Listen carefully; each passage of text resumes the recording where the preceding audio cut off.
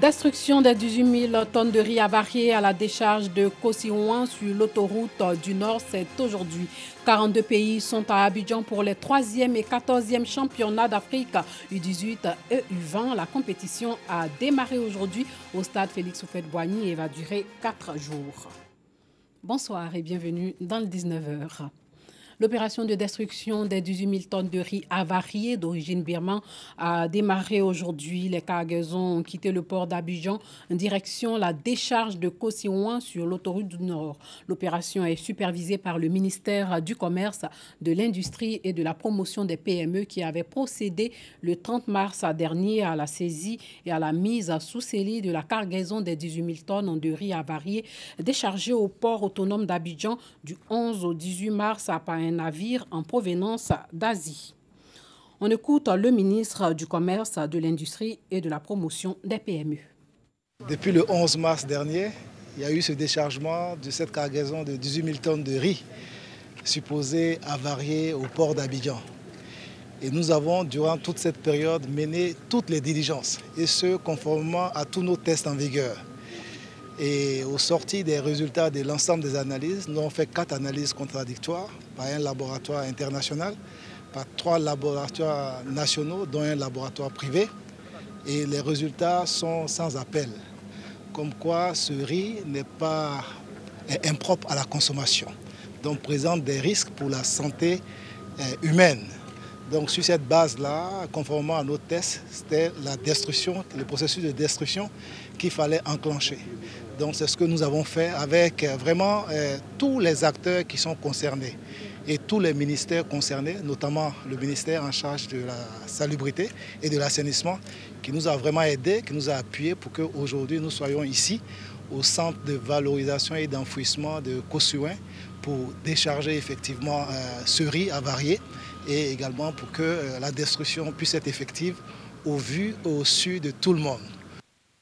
Les jeunes du village SOS d'Abobo, face au défi de leur autonomisation, ils sont 35 et participent au forum qui leur donne l'opportunité de se prononcer sur leur avenir. Des jeunes qui ont perdu de leur jeune âge l'un de leurs parents ou ont été abandonnés par ces derniers. Dangui les a rencontrés. Village SOS d'Abobo. Des milliers d'enfants en détresse sont passés ici depuis la création du centre en 1971. Je suis venue avec ma maman et mon petit frère. On m'a présenté mes nouveaux frères de SOS. Je suis restée avec eux, puis bon voilà, on s'est adapté. J'ai été admis au village d'enfants SOS depuis 1997, lors du décès de ma mère. Au bout de leur prise en charge par le village SOS, les fils et filles du village nourrissent bien souvent de grands rêves. Je veux être magistrat, je veux aussi être écrivain. Il y a des personnes qui violent par exemple des filles et puis ils restent là impunis, donc moi je veux les juger. Je me bats pour atteindre mes objectifs. Je me bats pour être toujours premier, je me bats pour avoir une vie stable. Mais tous les enfants sortis du village SOS d'Abobo ne sont pas toujours animés par cette rage de réussir. À la fin de leur prise en charge, 40% d'entre eux s'éloignent du droit chemin. Malgré tous les efforts qui sont faits pour assurer une prise en charge de qualité à nos enfants et jeunes, il y a des faiblesses à leur niveau en termes d'implication dans leur éducation, dans leur formation, au point où certains n'ont pas de projet de vie viable. D'où ce forum initié par le village SOS à leur intention et sur le thème « Un jeune résilient, citoyen autonome et utile au développement de son pays ». Aujourd'hui, l'État ivoirien développe beaucoup de programmes. Et il est intéressant, il est important pour ces jeunes de pouvoir s'informer, pour pouvoir bénéficier de ces opportunités. Ils doivent savoir qu'ils vivent les mêmes histoires que tous les jeunes ivoiriens. Ce forum de 2 jours donne justement la parole aux jeunes du village SOS en vue de proposer des solutions face aux défis de leur autonomisation. Enjeu de ce conclave, aider ces jeunes du village SOS à avoir de l'ambition et un projet de vie. Chacun de nos enfants et jeunes a une histoire. Mais l'histoire, on doit s'appuyer sur cette histoire-là pour la positiver comme vraiment un tremplin pour pouvoir s'insérer dans la société et participer au développement de notre nation. SOS Village d'enfants est une organisation non gouvernementale de développement social présente en Côte d'Ivoire depuis 1971. Elle offre aux enfants et jeunes orphelins, abandonnés et autres cas sociaux Sur le long terme, un toit, une famille et une éducation en vue de faire d'eux des adultes autonomes. Les membres de la Jeune Chambre internationale d'Abidjan, eux, font le bilan de leur activité au premier trimestre. Clément Boko nous en dit un peu plus. 5 projets communautaires réalisés sur 3 prévus. 5 formations internes, 2 sessions de cours officielles et 3 activités récréatives. C'est le bilan du premier trimestre de la Jeune Chambre internationale Abidjan Prestige. Il est important de s'arrêter à un moment de son fonctionnement pour voir qu'est-ce qui a été fait, qu'est-ce qui a amélioré, comment faire pour contourner les obstacles ou bien améliorer l'exécution. Ce qui nous a été donné de voir ce soir, c'est que beaucoup a été fait et beaucoup est en train d'être fait. D'autres chantiers restent à réaliser pour le prochain semestre. Le chantier à réaliser, c'est le projet de l'Académie Prestige qui va consister à former nos membres aux différentes valeurs Jeune Chambre, aux maîtrises des procédures de notre organisation et également sur d'autres thèmes tels que le civisme fiscal et également développer leur leadership. Donc c'est une activité phare de cette mandature que nous allons réaliser dans la seconde partie du mandat et aussi finaliser aussi le projet équipement Prestige qui va permettre à notre organisation de s'équiper en matériel didactique qui lui permettra de mieux fonctionner. La Jeune Chambre internationale est une organisation non gouvernementale à but non lucratif qui œuvre pour le développement personnel de ses membres. En Côte d'Ivoire, la JCI compte plus de 1200 membres pour 34 organisations membres. Yao Taïba Grassa est la lauréate de la 3e édition du festival Afrique à livre ouvert.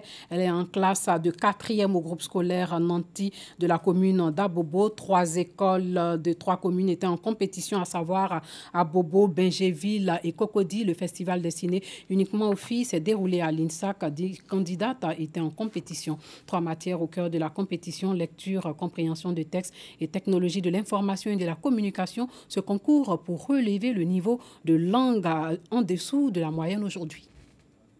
Taïba Yao, lauréate du festival Afrique à livre ouvert. Sur 10 candidates en lice, elle a retenu l'attention du jury par sa maîtrise et la qualité de son art oratoire. J'ai participé parce que j'aime bien la lecture. Élève en classe de 4e dans un collège d'Abobo, Taïba Yao remporte des livres. Elle pourra continuer à se cultiver dans tous les domaines. Les critères sont les suivants: la diction, le rythme, la prononciation, et donc tous ces 3 éléments regroupés au sein de la lecture, puisqu'il y a la phase de lecture. Et puis, après donc la phase de lecture, nous avons le résumé de cette lecture. Et donc, après le résumé donc, de cette lecture, nous avons aussi une autre phase, puisque les candidates doivent manipuler l'outil informatique. Et donc, comment ouvrir un fichier, comment faire défiler donc le texte, et puis comment fermer le fichier et fermer l'ordinateur. Selon les organisateurs, cette 3e édition du festival Afrique à livre ouvert a pour but d'inculquer le goût de la lecture en milieu scolaire. Éduquer une jeune fille, c'est éduquer toute une nation. Et le livre permet de se cultiver, d'apprendre, de s'instruire, mais aussi de changer sa mentalité. La 3e édition du festival Afrique à livre ouvert a été organisée à l'endroit des élèves filles des classes du 1er cycle du district d'Abidjan. En sport, 42 pays sont à Abidjan pour les 3e et 14e championnats d'Afrique U18 et U20. La compétition a débuté aujourd'hui au stade Félix Houphouët-Boigny et va durer 4 jours. Les 40 épreuves de la compétition vont se jouer entre 20 filles et 20 garçons. Muriel Aouré a animé une conférence en marge de ce championnat. Et puis la Côte d'Ivoire dans le groupe A, ainsi on a décidé le tirage au sort de la 2e édition du tournoi dames de l'UFOA-B, Union des fédérations ouest-africaines de football, qui s'est déroulé aujourd'hui ici même à Abidjan. Les 8 pays qui sont engagés pour les hostilités ont été repartis en 2 groupes A et B pour cette compétition. La Côte d'Ivoire hérite donc de la poule A avec le Togo, le Sénégal et le Ghana. La Côte d'Ivoire abritera pour la seconde fois la Coupe UFOA-B des dames. 8 pays seront en compétition pour ce tournoi de football féminin. Selon le classement de la FIFA, la Côte d'Ivoire et le Nigeria sont respectivement les têtes de liste des 2 poules.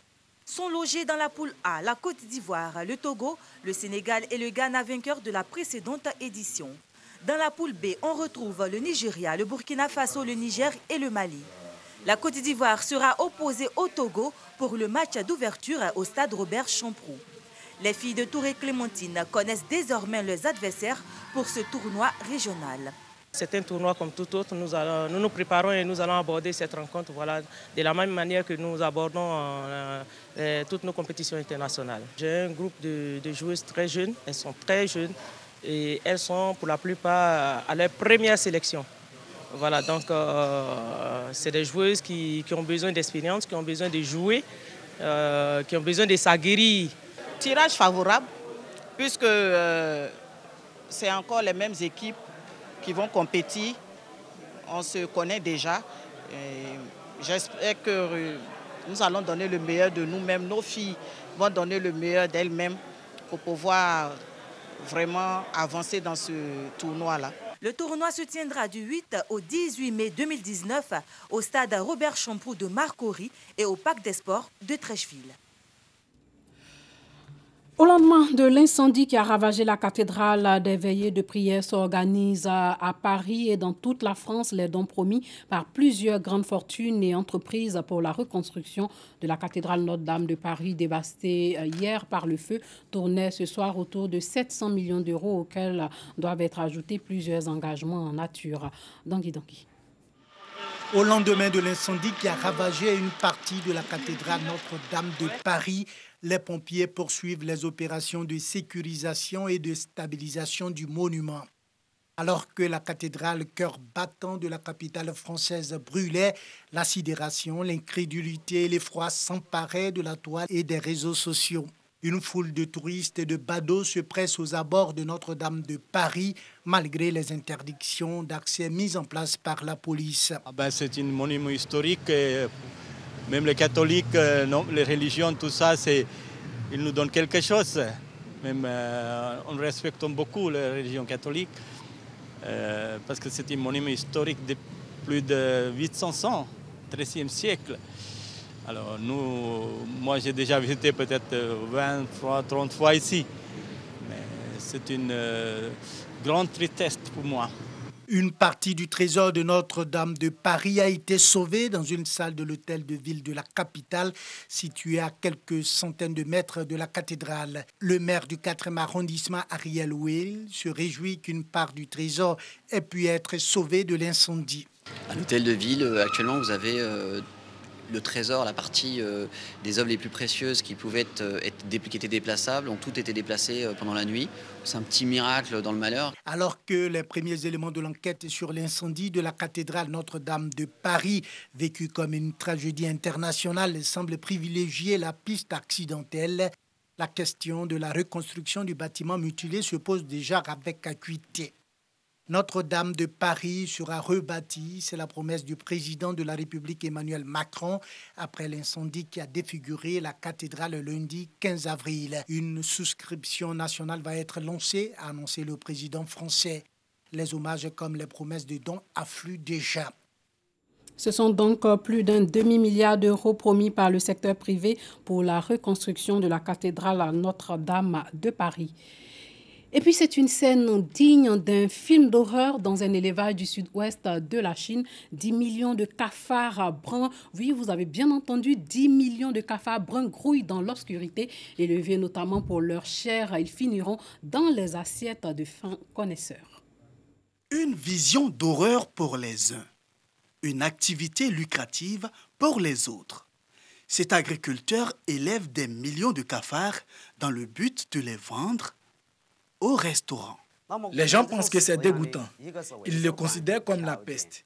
Mais la race que nous élevons ici, dans un environnement hygiénique où ils mangent des produits sains, de la farine de maïs, des fruits, des légumes, cette race a au final une valeur médicinale très élevée. Et visiblement, les cafards ne sont pas seulement bons pour la santé. C'est la première fois que j'en mange. Jusque-là, j'avais l'habitude de les tuer. Mais franchement, je trouve ça délicieux. Li Bingkai rêve désormais de créer des pommades et des patchs médicaux à base de cafards. Bon appétit en tout cas si vous êtes à table. Voilà, merci de nous avoir suivis. Portez-vous bien.